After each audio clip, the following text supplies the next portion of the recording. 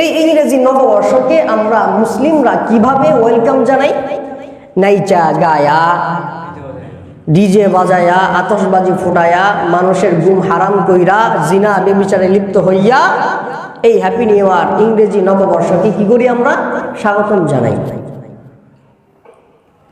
এটা পশ্চিমাদের কালচার। ইংরেজি নববর্ষ আসলে মূলত খ্রিস্টানদের একটা ধর্ম সাংস্কৃতিক একটা উৎসব। গ্রেগরিয়ান খ্রিস্টানদের একটা কালচার, এদের একটা ধর্মীয় বা সাংস্কৃতিক উৎসব ইংরেজি নববর্ষ। এদের সাথে আমাদের কৃষ্টি কালচারের সম্পর্ক কি? অথচ আমরা এদের সাংস্কৃতিক বিষয় নিয়ে, এদের সংস্কৃতি নিয়ে পড়ে আছি। এই যে ইংরেজি নববর্ষ, এটাকে যে উদযাপন করে, উৎসবকে যে উদযাপন করে, এর মূল উপাদান কি বলেন তো? মূল উপাদান হইল, উৎসবের মূল উপাদান হইল নাচ গান, অশ্লীলতা, বেহায়াপনা, পর্দাহীনতা, নারী পুরুষের অবাধে মিলেমিশা, জিনা ব্যভিচার, ঠিক কিনা? এই সব কিছু হইল ওই উৎসবটা পালনের মূল উপাদান। আচ্ছা বলেন তো, এই কাজগুলোর মধ্যে থেকে কোন কাজটা হালাল? আসেনি কোনটা হালাল? একটাও হালাল না, সব কয়টাই হারাম। আদরের দুলালিরা রাত ৩টা-৪টা পর্যন্ত এই মদ্যপান কইরা, বিভিন্ন ক্লাবে মদ্যপান কইরা জিনা ব্যভিচারে নাউযুবিল্লাহ লিপ্ত হইয়া বাড়িতে যায়। গত বছর আমার একটা প্রোগ্রাম ছিল ময়মনসিং, বাইতুল মুকাররমে আইসা ফজরের নামাজ পড়ছি। তো আসার সময় দেখলাম আল্লাহ আল্লাহ নাউযুবিল্লাহ, আদরের দুলালিরা রাস্তা দিয়ে হাঁটতেছে, সারা রাত নাইট ডিউটি করছে, নাইট ক্লাবে এই উৎসব পালন করছে, বাস হেলতে দুলতে যাইতেছে। আর এইগুলো দেখলে তো মনে হয় যে ভিন্ন দেশের চিত্র, কিন্তু ঢাকার বিভিন্ন স্পটে যায় দেখেন এই উৎসবে মনে হবে যে বাংলাদেশের ভিতরে না, অন্য কোথাও চলে গেছেন, দেশের বাহিরে। দেশের বাহিরের ছোঁয়া আজকে আমাদের এই বিভিন্ন দিবসে 31st নাইটে ঢাকার বিভিন্ন ক্লাব, বিভিন্ন স্পটে পাওয়া যায়। নাউযুবিল্লাহ। মুহতারাম হাজিরিন, এই জন্য আমাদের সতর্ক হতে হবে। আমরা যারা গার্জিয়ান আছি, আমাদের সতর্ক হতে হবে এই কাজে যেন আমাদের ছেলে মেয়ে না যাইতে পারে। এজন্য বাধা দিবে কে? মা বাবা, গার্জিয়ান, বড় ভাই, ঠিক কিনা? কিন্তু আমরা গার্জিয়ানরাই সতর্ক না। আমরা বলি একটু বছরে একটা দিনই তো, একটু আনন্দ করব। নাউযুবিল্লাহি মিন যালিক। আজকে আমাদের ছেলে মেয়েরা জাহান্নামে পথের পথিক হয়ে যাইতেছে গার্জিয়ানদের কারণে। গার্জিয়ানদের কোনো খবর নাই। ওই যে পোলাপান মানুষ ঠিক হয়ে যাইব, সবার বয়সে একটা সময় যায়, একটু আনন্দ উল্লাস করব, বয়সের সাথে সাথে কি হয়ে যাইব? ঠিক হয়ে যাইব। এই কথাটা অনেক মুরব্বীর। বয়সের সাথে সাথে ঠিক হয়ে যাবে, এই কথাটা অনেক মুরব্বীর। এই কথাটাই খাইছে, এই কথাটাই আমাদের ছেলে মেয়েদেরকে খাইছে। বুঝতেছেন আমার কথা? এই যে 31st নাইট, এটা উদযাপন করা মুসলিমদের জন্য হারাম। এর মূল কয়েকটা কারণের মধ্যে একটা কারণ হইল অশ্লীলতা। কি ভাই? অশ্লীলতা। আল্লাহ রাব্বুল আলামিন কুরআনে কারীমের মধ্যে বলেন, ওয়ালা তাকরাবুল ফাওয়াহিশা মা যাহারা মিনহা ওয়া মা বাতান। প্রকাশ্য বা গোপন কোনো অশ্লীলতার কাছেও তোমরা যাও না। কে বলেন? আল্লাহ। অশ্লীলতার চূড়ান্ত পরিণতি কি? জিনা ব্যভিচার। অশ্লীলতার চূড়ান্ত পরিণতি হচ্ছে জিনা ব্যভিচার। আল্লাহ রাব্বুল আলামিন বলেন, ওয়ালা তাকরাবুজ জিনা ইন্নাহু কানা ফাহিশা ওয়া সাআ সাবিলা। ওয়ালা তাকরাবুজ জিনা তোমরা জিনার নিকটবর্তীও হও না, কাছেও যাও না। ইন্নাহু কানা ফাহিশা, নিশ্চয় এটা খুবই গর্হিত কাজ, নিশ্চয় এটা অশ্লীল কাজ। ওয়াসাআ সাবিলা,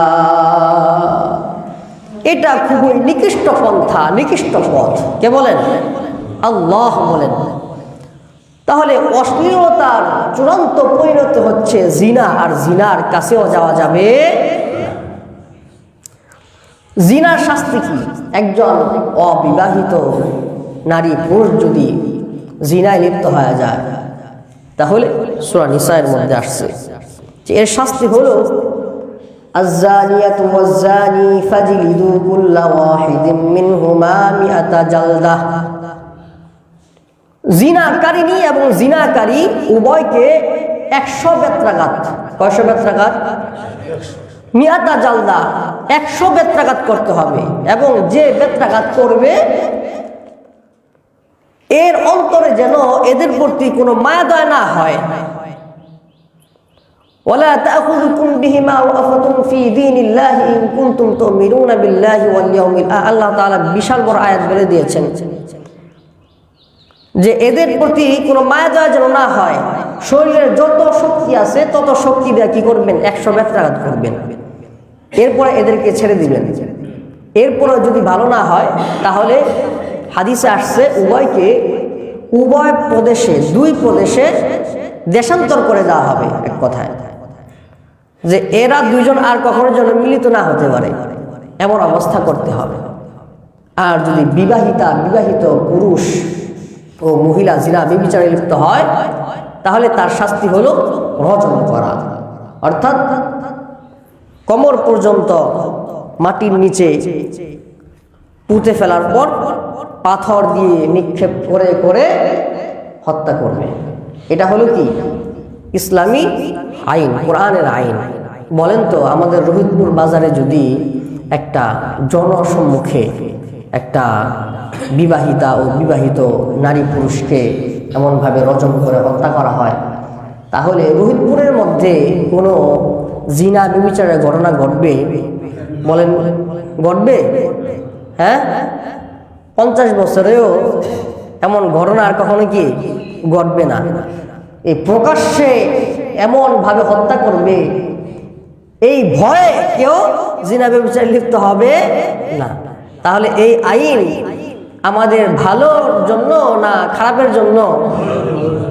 একটা ঘটনা ঘটলে আর জীবনে এমন ঘটনা ঘটবে না। হ্যাঁ, ইসলামের একটা আইন, এমন একটা আইন যদি বাংলাদেশে চালু হয়ে যায়, আলহামদুলিল্লাহ, জিনা ব্যভিচার কই যে যাইব, জিনা ব্যভিচারের নাম একসময় ভুলে যাইব, ঠিক কিনা? এজন্য এই আইন বাংলাদেশে বাস্তবায়ন হোক। চান কি চান না? আল্লাহ তাআলা কবুল করুক। তাহলে 31st নাইট হারাম হওয়ার একটা কারণ হলো অশ্লীলতা, বেহায়াপনা, এই একটা কারণ। 2 নাম্বার কারণ গান বাজনা। গান বাজনা আছে না নাই? আছে না? গান বাজনা হালাল না হারাম? হারাম। বিভিন্ন হাদিস আছে এই বিষয়ে যে গান বাজনা হলো শয়তানের কাজ। কার কাজ? শয়তানের কাজ। যেই কাজ আল্লাহ তাআলার নাফরমানিতে লিপ্ত করে, ইবাদত বন্দেগী থেকে বাধা দেয়, সেই কাজই হলো কার কাজ? শয়তানের কাজ। তো বাদ্যযন্ত্র, গান হলো শয়তানের কাজ। রাসূলুল্লাহ সাল্লাল্লাহু আলাইহি ওয়াসাল্লাম সাহাবায়ে কেরামদেরকে কোরআনের পাঠ তেলাওয়াত করে করে শোনাইতেন। সাহাবায়ে কেরাম কোরআন তেলাওয়াত শুনে শুনে নামাজের প্রতি উদ্বুদ্ধ হইত, যাকাত দেওয়ার প্রতি উদ্বুদ্ধ হইত, রোজা রাখার প্রতি উদ্বুদ্ধ হইত, দান সদকা করার প্রতি উদ্বুদ্ধ হইত।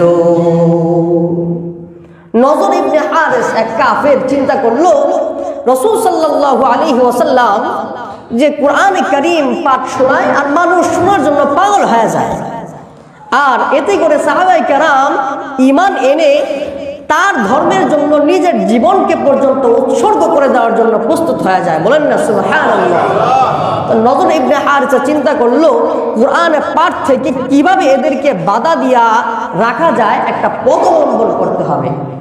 পথ অবলম্বন করলো, ভিন্ন দেশ থেকে একটা সুন্দর কণ্ঠস্বরওয়ালা একজন নারী ক্রয় করে নিয়ে আসলো, অর্থাৎ গায়িকা ক্রয় করে নিয়ে আসলো।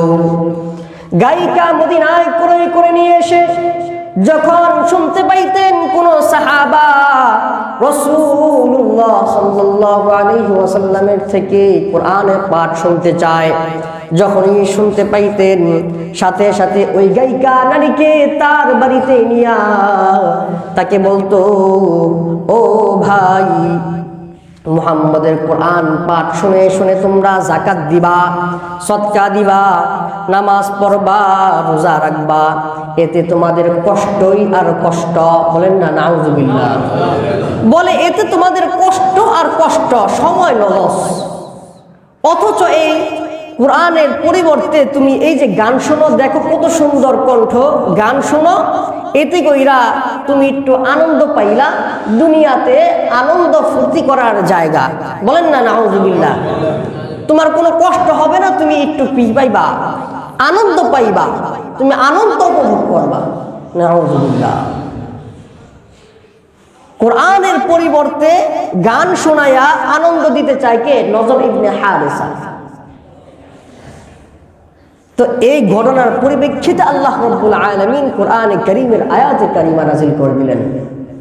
মহান রব্বুল ইজ্জত ওয়াল জালাল বলেন, ওয়া মিনান নাসি মান ইয়াশতারি লাহুল হাদিস লিয়ুদিল্লা আন সাবিলিল্লাহি বিগাইরি ইলম ওয়া ইয়াত্তাখিযাহা হুজওয়া উলাইকা লাহুম আযাবুম মুহিন। মহান রব্বুল ইজ্জত ওয়াল জালাল বলেন, ওয়া মিনান নাস, মানুষের মধ্যে এমন কিছু মানুষ আছে, মান ইয়াশতারি লাহুল হাদিস, যারা কিনা গায়িকা ক্রয় করে নিয়ে আসে, অনর্থক কথা ক্রয় করে নিয়ে আসে, অর্থাৎ গায়িকা গান গানে ওয়ালি নারী কিনে নিয়ে আসে। লিউদিল্লা আন সাবিলিল্লাহি বিগাইরি ইলম, জেনে না বুঝে আল্লাহ তাআলার পথ থেকে মানুষকে বাধা প্রদান করার জন্য। ওয়ায়াত্তাখিযা হুজুয়া, এরা আল্লাহ তাআলার কালামকে ঠাট্টা খেল তামাশা হিসাবে গ্রহণ করে। শুনে রাখো, শুনে রাখো, উলাইকা লাহুম আযাবুম মুহিন, এদের জন্য দুনিয়াতে এবং আখিরাতে রয়েছে লাঞ্ছনাকর শাস্তি। নাউযুবিল্লাহ। আল্লাহ তাআলার কোরআন থেকে বাধা দেওয়ার জন্য গায়িকা ক্রয় করে নিয়ে এসে মানুষকে শোনাইতে চায় নজর ইবনে হারিসা। তাহলে গান শোনা জায়েজ আছে নি? গান শোনা জায়েজ আছে? আর যদিও আবার হয় মহিলাদের থেকে, জায়েজ আছে নি? মহিলাদের পর মহিলাদের কণ্ঠ শোনাই জায়েজ নাই, আবার বলে এদের থেকে গান বাজনা। হ্যাঁ, জায়েজ আছে? তাহলে এই 31st নাইটে গান বাজনার ব্যবস্থা করা হয় কি হয় না? তাহলে এটা হারাম হওয়ার জন্য এটাও একটা কারণ। আতশবাজি করা হয় কি হয় না? এই যে আতশবাজি ফুটায়, কত অসুস্থ রোগী আছে, হার্টের রোগী আছে, হ্যাঁ, অনেক সময় হার্ট অ্যাটাক করে ফেলায়, ঠিক কিনা? হ্যাঁ, কষ্ট হয় না মানুষের, ঘুম হারাম হয়ে যায়। হ্যাঁ, তো মানুষকে কষ্ট দেওয়া জায়েজ আছে নি? আল্লাহ রাব্বুল আলামিন বলেন, والذين يؤذون المؤمنين والمؤمنات بغير ما اكتسبوا فقد احتملوا بهتانا وإثما مبينا। মহান রব্বুল ইজ্জত ওয়াল জালাল বলেন, দুনিয়ার যে বান্দা বান্দি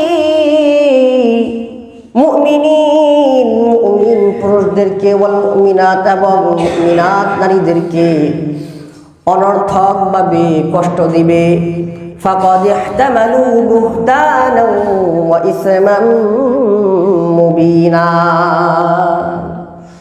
এরা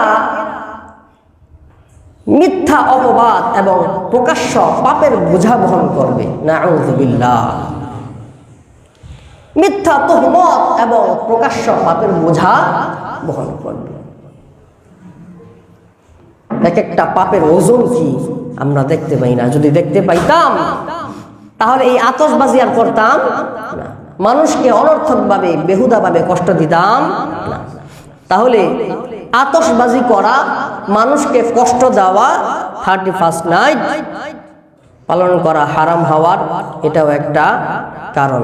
করবেন নি? আতশবাজি ফুটাইবেন নি? আপনাদের এই এলাকার মধ্যে তো বোম বেছেনি মনে করছেন আমি জানি না।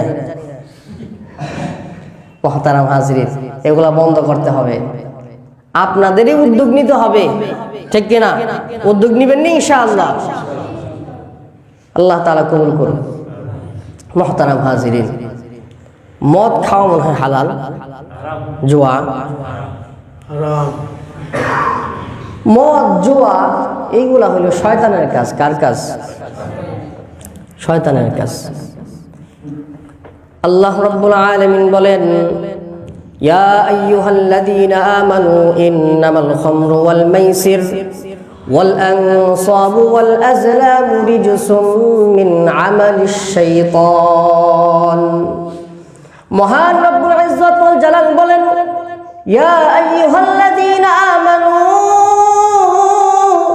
হে ঈমানদারের দল, শুনে রাখো, শুনে রাখো, ইন্নামাল খামরু ওয়াল মাইসির, নিশ্চয়ই খমর, মদ, ওয়াল মাইসির এবং জুয়া, ওয়াল আজলাম এবং ভাগ্য নির্ণয় করার লটারি বা তীর, ওয়াল আনসাব এবং মূর্তি, এই সব কিছুই হলো রিজসুম মিন আমালিশ শাইতান, নাপাক শয়তানের কাজ। মদ, জুয়া, ভাগ্য নির্ণয় করার লটারি বা তীর, মূর্তি, এইগুলা কার কাজ? শয়তানের কাজ। এইগুলা 31st নাইটে এই উৎসবে পালন করা হয় কি হয় না? মানে একটা উৎসব পালন করতে যা লাগে সব কিছুই তো করে। বিভিন্ন নাইট ক্লাবে আমি তো কখনো যাই নাই, আপনাদের মধ্যে থেকে যদি কেউ যা থাকে তাহলে সে হয়তো বুঝতে পারবে বা জানে। এবং আমরা আমাদের বিভিন্ন ভিডিওর মাধ্যমে আমরা অনেক সময় দেখতে পাই। বলেন না নাউযুবিল্লাহ। জুয়া খেলে না, আবার ভাগ্য নির্ণয় করে। দেখেন, লটারি ধরে যে ভাগ্য আমার কি আছে, নাউযুবিল্লাহ। তো এই সব হলো শয়তানের কাজ। আল্লাহ রাব্বুল আলামিন বলেন, ফাজতানিবু, তোমরা এইগুলা থেকে বিরত থাকো, লাআল্লাকুম তুফলিহুন, যেন তোমরা উভয় জগতে সফল কাম হতে পারো। এইগুলা থেকে বিরত থাকতে আদেশ করলেন কে? আল্লাহ। আচ্ছা, এইগুলা দিয়া শয়তান কি করে আসুন শুনে নিন। ইন্নামা ইউরিদুশ শাইতানু আন ইউকিআ বাইনাকুমুল আদাওয়াতা ওয়াল বাগদাআ ফিল খামরি ওয়াল মাইসির ওয়া ইয়াসুদ্দাকুম আন যিকিরিল্লাহ ওয়া আনিস সালাহ ফাহাল আনতুম মুনতাহুন। মহান রব্বুল ইজ্জত ওয়াল জালাল বলেন, ইন্নামা ইউরিদুশ শাইতানু আন ইউকিআ বাইনাকুমুল আদাওয়াতা ওয়াল বাগদাআ ফিল খামরি ওয়াল মাইসির, নিশ্চয়ই মদ, জুয়া এইগুলা শয়তানের কাজ, আর এই শয়তান এইগুলা দিয়া তোমাদের পরস্পরের শত্রুতা লাগাতে চায়। নাউযুবিল্লাহ। এইগুলা দিয়া শয়তান আমাদের পরস্পরে কি লাগাইতে চায়? শত্রুতা লাগাইতে চায়। মদ, জুয়া এইগুলা খেইলা পরস্পরের মধ্যে শত্রুতা লাইগা একজন অপরজনকে হত্যা করে ফেলছে। এইরকম ঘটনা মনে হয় আপনারা শুনেন নাই, শুনছেন নি? এবং জুয়া খেলতে যায় নিজের বউকে পর্যন্ত বন্ধক রাখছে, এমন ঘটনা মনে হয় বাংলাদেশে ঘটে নাই, ঘটছেনি? তাহলে আল্লাহ তাআলা যে বলল এইগুলা শয়তানের কাজ, আইয়ুকিয়া বাইনাকুমুল আদাওয়াতা ওয়াল বাগদাআ ফিল খামরি ওয়াল মাইসির, আর এই দুই তিনটা বস্তু দিয়া শয়তান পরস্পরের মধ্যে শত্রুতা লাগাতে চায়, এটা ঠিক কি ঠিক না? আল্লাহ রাব্বুল আলামিন বলেন, আর কি করে শুনে রাখো, ওয়ায়াসুদ্দাকুম আন যিকিরিল্লাহ, শয়তান এই কাজগুলো দিয়া তোমাদেরকে আল্লাহ তাআলার স্মরণ থেকে বিরত রাখতে চায়।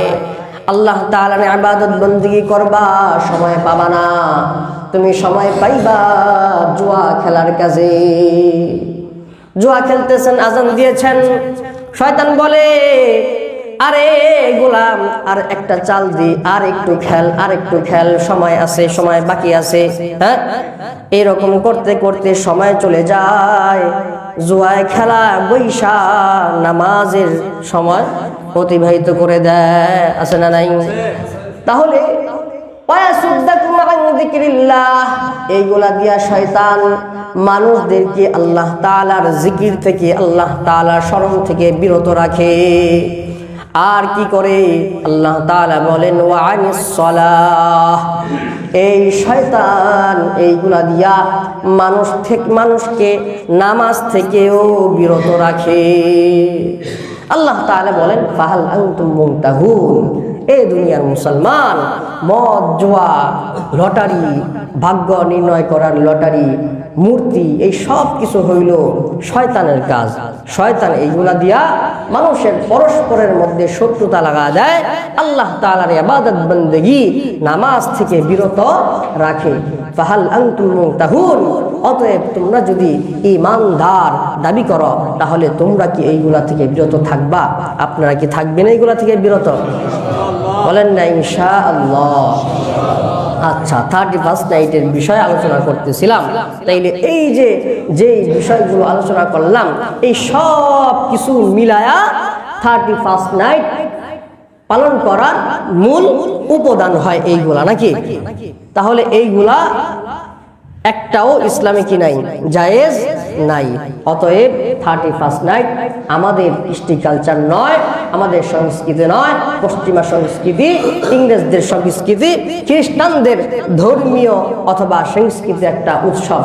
এইগুলার সাথে ইসলামের কোনো সম্পর্ক, আমাদের কোনো সম্পর্ক নাই। আমরা যখন কোনো দিবস পালন করতে যাব, তখন চিন্তা করব এই দিবসটা পালন করার মধ্যে ইমানের কোনো ঘাটতি আছে না নাই, এই কাজটা করার ক্ষেত্রে আমার কতটুকু লাভ হবে, আমার কতটুকু ক্ষতি হবে, ক্ষতির দিকটা বেশি না লাভের দিকটা বেশি, হালাল না হারাম, এই বিষয়টা অন্তত পক্ষে 10 বার, 15 বার, 20 বার চিন্তা করব ইনশাআল্লাহ।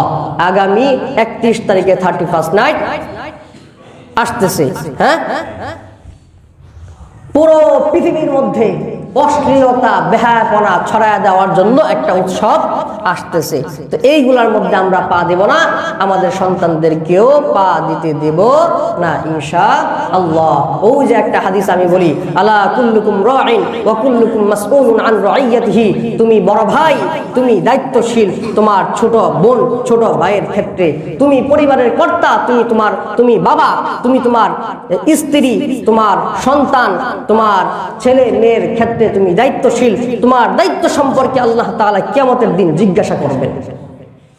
তুমি হয়তো পার হয়ে যাইতেছ, কিন্তু তোমার সন্তান বলবে, ইয়া আল্লাহ, আমি কাদামাটি ছিলাম। একটা কাদামাটি, যখন কাদামাটি থাকে, কাদামাটি শুকানোর পূর্বে ওই কাদামাটি দিয়া যা মনে চাই তাই বানাইতে পারে। আমি তো শৈশবকালে কাদামাটির মতো ছিলাম, আমাকে যেই দিকে নিয়ে যাইতো, আমাকে যেইভাবে গড়ে তোলার চেষ্টা করতো, আমি ওইভাবেই গড়ে উঠতাম, কিন্তু আমাকে এই পথে আনে নাই, আমাকে জান্নাতের পথে আনে নাই, আমাকে জাহান্নামের পথের দিকে ধাবিত করে দিয়েছে। ইয়া আল্লাহ, অতএব আমার দোষ কি? দোষ হইলে হতে পারে আমার বাবার, আমার মার। অতএব আমাকে জাহান্নামে দেওয়ার আগে আমার বাবাকে জাহান্নামে দেন। বলেন না নাউযুবিল্লাহ। তখন কিন্তু আমি আর আপনি পার পায়া যাইতে পারবো না। অতএব কুল্লুকুম রাইন, আপনারা সবাই দায়িত্বশীল, আপনাদের দায়িত্ব সম্পর্কে সচেতন হবেন ইনশাআল্লাহ। আল্লাহ তাআলা আমাদের সবাইকে সহি সমঝ দান করুক।